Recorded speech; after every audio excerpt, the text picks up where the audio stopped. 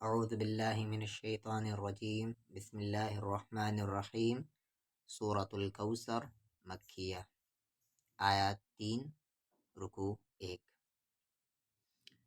Be کو سامے بس می کو لامے مل بسمل لام پہ کھڑا زبر لا ہی کو رامے حر بسم اللہ را کو حامے رح میم پہ کھڑا زبر ما رح ما نی کو رامے نر را پہ زبر را ہا کے ساتھ یا ہی اور میم میں ملا دیں گے کھینچ کر رحیم بسم اللہ الرحمن الرحیم۔ اگر ابھی جو قاعدہ بتایا جائے گا اس میں کچھ سمجھ میں نہ آئے تو پہلے آپ نورانی قاعدہ کا لیسن دیکھ لیں جو کہ پلے لسٹ میں موجود ہے۔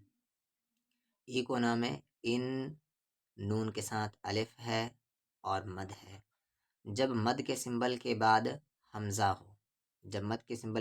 حمزہ ہو تو اس مد کو 3 سے 4 الف کے برابر کھینچتے ہیں، اور جس نون پر تشدید ہو یا میم پہ تشدید ہو تو وہاں پر غنہ ہوگا، یعنی آواز کو ناک میں رکھ کر پڑھیں گے۔ اِنَّا، حمزہ کو عین میں آ، طا کو یا میں طی، نون پہ کھڑا زبر نا، کا کو لا میں کل، کا کو واو میں کو، تا کو را ملا دیں گے۔ آیت سے پہلے والے حرف پر جزم آ جاتا ہے اگر اس پر کوئی چیز ہو تو۔ کوثر، اِنَّا أعطيناك الكوثر، فا پہ زبر فا، صاد کو لام میں صل، لام پر زیر لی، فصلی، لام پہ زیر لی، را کو با میں رب، با پہ زیر بی، لی ربی، کاف پہ زبر کا، لی ربی کا۔ وا کو نام ون، ہا کو رام ہر، ون ہر۔ یہاں نون پر پھر سے تشدید آیا، یعنی یہاں پر غنہ ہوگا۔ ان، شین کے ساتھ الف، شا، نون پہ زیر نی، شانی، حمزہ پہ زبر آ، کاف پہ زبر کا، شانی آ کا۔ ہا پر پیش ہو، وا کو لام میں ول، ول، آ کو با میں اب، تا کو را میں تر، اب تر۔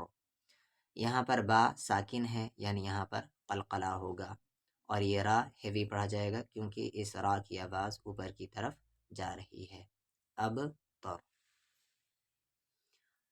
اعوذ باللہ من الشیطان الرجیم، بسم اللہ الرحمن الرحیم، انا اعطیناک الکوثر فصل لربک